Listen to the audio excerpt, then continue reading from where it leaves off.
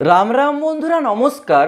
বন্ধুরা, তোমাদের ইন্ডিয়ান রেলওয়ের সবথেকে যে পছন্দের ভ্যাকেন্সি, সেই ভ্যাকেন্সির আজকে আমি আপডেট দিতে চলেছি, যার নাম রেলওয়ে গ্রুপ ডির ভ্যাকেন্সির পরেই উঠে আসে, যাকে আমরা সবাই রেলওয়ে টিটিই ভ্যাকেন্সি নামে জেনে থাকি।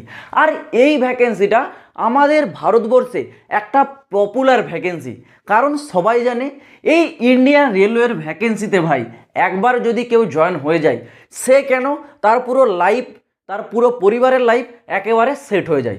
তো ভাই আজকের এই ভিডিওতে তোমাদেরকে এই রেলওয়ে টিটিই ভ্যাকেন্সিতে তোমরা কারা কারা অ্যাপ্লাই করতে পারবে, তোমাদের এখানে বয়স কী চাওয়া হয়েছে, যোগ্যতা কী রাখা রয়েছে, এছাড়াও সিলেকশন প্রসেস কীভাবে করানো হবে, আফটার পোস্টিংয়ের পর তোমাদের যে বেতন মূল্য কত টাকা দেওয়া হবে, এবং লাস্ট অ্যান্ড ফাইনালি তোমাদের ফর্মটা কবে থেকে অ্যাপ্লাইটা শুরু হবে, পুরো বিষয়টা A to Z একদম ক্লিয়ার করে বলে দেবো। আশা করছি এই ভিডিওটা শেষ হতে হতে তোমাদের মনের মধ্যে যার যা ডাউট আছে, ডাউটগুলো পুরো একদম শেষ হয়ে যাবে। তো তোমাদেরকে বলবো ভাই, একটু ধৈর্য সহকারে ভিডিওটা কমপ্লিট দেখার চেষ্টা করো। প্রথমেই আসি, এই ভ্যাকেন্সি তোমাদের একটা সবথেকে যে বড় ডাউট, এই টিটিইর অর্থটা কি? টিটিইর অর্থ হলো ভাই ট্রাভেলিং টিকিট এক্সামিনার। এটাকে অনেকে ভুল করে টিসি বলে দাও। টিসি আর এই টিটিই ভাই এই দুটো জিনিস সম্পূর্ণ আলাদা। টিসি মানে 10 ক্লার্ক, আর টিটিই মানে ট্রাভেলিং টিকিট এক্সামিনার। তো দুটো ভ্যাকেন্সিকে ভাই কেউ কখনো কিন্তু কম্পেয়ার করো না, দুটোই কিন্তু আলাদা আলাদা পোস্ট, ঠিক আছে? তোমরা যারা এই টিটিই ভ্যাকেন্সিতে অ্যাপ্লাই করবে, তোমাদেরকে সিম্পল 12 পাস থাকতে হবে। 12 পাস যদি তোমরা সিম্পল থাকো তাহলেই অ্যাপ্লাই করতে পারবে। এবার অনেক ক্যান্ডিডেট 12 পাস করনি, তোমাদের ক্ষেত্রে ভাই অল্টারনেটিভ হিসেবে হয় 10 পাস সাথে সাথে ডিপ্লোমা থাকতে হবে, না হলে 12 পাস। তো তোমরা যদি 10 পাস করে থাকো, তোমাদের কাছে যদি ডিপ্লোমা থেকে থাকে, তাহলে তোমরা অনায়াসে অ্যাপ্লাই করতে পারছো। আর যাদের কাছে 10-এর ডিপ্লোমা নেই, তোমরা যদি সিম্পল ভাই 12 পাস হয়ে থাকো, সায়েন্স হোক আর্টস হোক, এটা কোনো রকম ম্যাটার করে না, 12 পাস হলেই তুমি কিন্তু এখানে অ্যাপ্লাই করার জন্য উপযুক্ত আছো। এইবার আরেকটা বিষয় আমি তোমাদেরকে ক্লিয়ার করে দিই, এতদিন তোমাদের এই যে টিটিইর ভ্যাকেন্সি, এটা কিন্তু ডিপার্টমেন্টালি ভাই নিয়োগ করানো হতো, মানে যারা অলরেডি রেলওয়েতে চাকরি করেছে তাদেরকেই এই টিটিইতে কিন্তু নিয়োগ করানোর জন্য যে অপরচুনিটি সেটা দেওয়া হতো। কিন্তু বর্তমানে যে নতুন আপডেট, সেখানে বলা হচ্ছে রেলওয়ে টিটিইতে অ্যাজ এ ফ্রেশার ক্যান্ডিডেটরাও জয়েন করতে পারবে। যারা শুধুমাত্র 12 পাস আছে, যারা এখনও রেলওয়ের কোনো জব মানে ভ্যাকেন্সিতে যুক্ত হয়নি, ফ্রেশার ক্যান্ডিডেট, তারাও কিন্তু এই সুযোগটা এইবার থেকে এটা নতুন করে পেতে চলেছে। এইখানে তোমাদের যে বয়স সীমা, জেনারেলদের জন্য 18 থেকে 30 এতদিন ছিল, কিন্তু বর্তমানে তোমরা জানো সবার ক্ষেত্রে এজ রিল্যাক্সেশন 3 বছর করে দিচ্ছে। এই ভ্যাকেন্সিতেও সেই জিনিসটা লাগু হচ্ছে, জেনারেলদের জন্য 18 থেকে হয়ে গেছে 33। ওবিসি ক্যান্ডিডেটরা এই এজ অনুসারে আরও 3 বছরের ছাড়, এসটি এসসিরা পেয়ে যাচ্ছে কিন্তু এখানে 5 বছরের ছাড়। আর এখানে তোমাদের যে সিলেকশনটা ভাই তোমাদের মেন একটাই স্টেপ থাকে, সেটা হচ্ছে রিটার্ন এক্সাম। তারপর তোমাদের ডকুমেন্টস ভেরিফিকেশন এবং মেডিকেল, এগুলো জাস্ট তোমাদের একটা কোয়ালিফাই নেচার। তোমাদের যে মেন সেটা থাকে একটা রিটার্ন এক্সাম, আর এই রিটার্ন এক্সামটা তোমাদের কিন্তু কম্পিউটার বেসড হয়, মানে অনলাইনে তোমাদের কিন্তু পরীক্ষাটা এখানে নেওয়া হয়।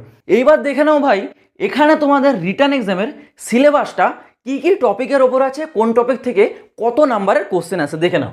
যারা টিটিই তোমরা ভ্যাকেন্সির জন্য ফর্ম অ্যাপ্লাই করবে, তোমাদের সিলেবাসটাতে কিন্তু টোটাল এই 5টা টপিক থাকছে, ঠিক আছে?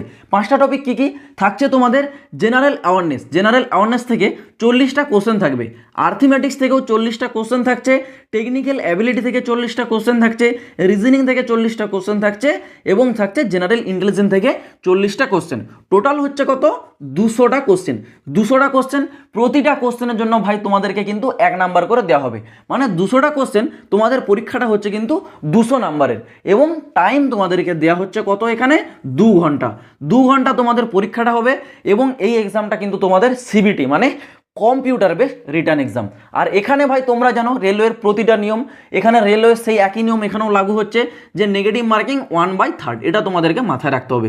মানে তোমরা যদি ভাই 3টা কোশ্চেনের ভুল উত্তর দাও, সেই ক্ষেত্রে তোমার কিন্তু 1 নাম্বার প্রপারভাবে কেটে নেওয়া হবে, এটা কিন্তু তোমাকে মাথায় রাখতে হবে, যে 3টা যদি কোশ্চেনের ভুল উত্তর দাও, তোমার কিন্তু এখানে 1 নাম্বার মাইনাস হয়ে যাচ্ছে। এবার মাঝখানে আমি তোমাদের একটি কথা বলে রাখি, যারা রেলওয়ে আরপিএফ কনস্টেবল এক্সাম 2024-এর প্রস্তুতি নিচ্ছ, তোমাদের জন্য ইংলিশ ভার্সনের সেরা গাইড বুক হতে চলেছে এডুকেশনের তরফ থেকে প্রকাশিত করা এই আরপিএফ কনস্টেবলের গাইড বইটি। এটি একদম বেসিক লেভেল থেকে টপ লেভেল পর্যন্ত প্রতিটি এমসিকিউ টাইপের কোশ্চেন এবং তার অ্যান্সার এই গাইড বুকে পেয়ে যাবে। এই গাইড বুকটি আরপিএফ কনস্টেবল এক্সাম ক্র্যাক করার জন্য ইংলিশ ভার্সনের একদম সেরা বই হতে চলেছে তোমাদের জন্য। তোমরা যদি এই গাইড বুকটি কিনতে চাও, আমি ডেসক্রিপশনের লিঙ্ক দিয়ে রাখছি, চাইলে তোমরা কি একবার চেক আউট করে নিতে পারো। এইবার তোমাদের বলে রাখি, এখানে আফটার পোস্টিংয়ের পর তোমাদের ইনহ্যান্ড স্যালারি কত টাকা থাকছে।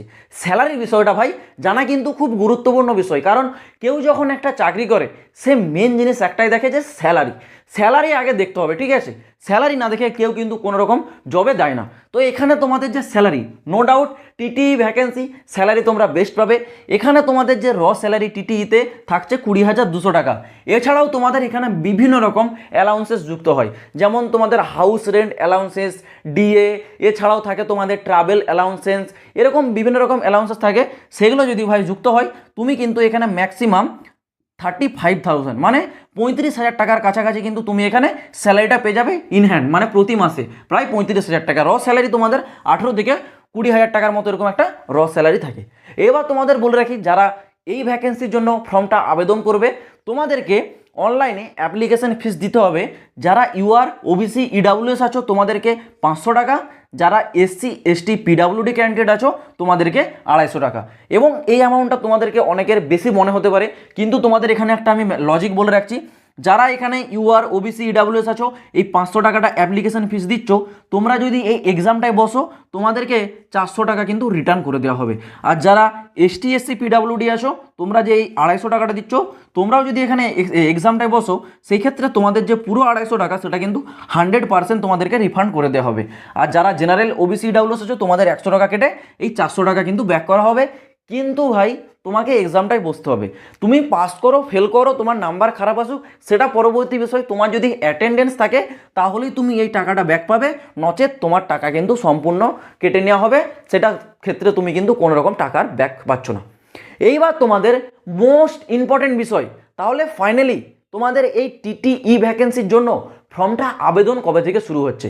তোমরা সবাই জানো রেলওয়ের তরফ থেকে তার অফিসিয়াল যে ক্যালেন্ডার সেটা পাবলিশ করে দেওয়া হয়েছে, এবং সেই ক্যালেন্ডারে ভাই একটা জিনিস রেলওয়ে কিন্তু আগে থেকে বলে দিয়েছে যে প্রতি বছর এরপর কিন্তু রেলওয়ে ভ্যাকেন্সি জারি করবে পরপর 3 বছর, 2024, 25 এবং 26। সেই ক্ষেত্রে তোমাদের পরপর 3 বছরের শিডিউল কিন্তু রেলওয়ের অলরেডি ঠিক করে দেওয়া হয়েছে, 24-এর ক্যালেন্ডার অলরেডি জারি করে দেওয়া হয়েছে। সেখানে যেমন তোমাদেরকে বলেছিল জানুয়ারি মার্চে তোমাদের রেলওয়ে এলপির ভ্যাকেন্সি জারি হয়ে গেছে অলরেডি। এপ্রিল জুনে তোমাদের টেকনিক্যালের ভ্যাকেন্সি জারি হবে, অলরেডি জারিও হয়ে গেছে এপ্রিলে। এবং নেক্সট আছে তোমাদের জুলাই থেকে সেপ্টেম্বর মাস। এই জুলাই থেকে সেপ্টেম্বর মাসটা খুব ভাইটাল, এখানে তোমাদের অনেকগুলো ভ্যাকেন্সি আসবে। প্রথমে তোমাদের জারি হচ্ছে নন টেকনিক্যাল পপুলার ক্যাটাগরির লেভেল 4, 5, 6। এছাড়াও তারপর জারি হচ্ছে তোমাদের non technical popular category level 2, 3। তারপর জারি হবে তোমাদের জুনিয়র ইঞ্জিনিয়ার, আবার জারি হবে কিন্তু তোমাদের প্যারামেডিক্যাল। তো তোমাদের এই টিটিই এই যে ভ্যাকেন্সিটা এটা কিন্তু নন টেকনিক্যালের ভ্যাকেন্সি। সেই ক্ষেত্রে এই ভ্যাকেন্সিটা তোমাদের যে নোটিশ সেটা পুরো সম্ভাবনা আছে জুন জুলাই মাসের মধ্যে ভ্যাকেন্সির নোটিশ জারি হবে। জুলাই মাস পর্যন্ত অতটাও যাবে না, জুন মাসের মধ্যেই তোমাদের এর ফার্স্ট নোটিফিকেশান জারি হবে এবং অ্যাপ্লাই প্রসেসও শুরু হয়ে যাবে। আশা করছি আমি তোমাদেরকে পুরো বিষয়টা বোঝাতে পারলাম। তো চলো বন্ধুরা, আজ ভিডিওটা এই পর্যন্ত, দেখা হচ্ছে আবার পরের ভিডিওতে নতুন কোনো আপডেটের সাথে। জয় হিন্দ, বন্দে মাতরম।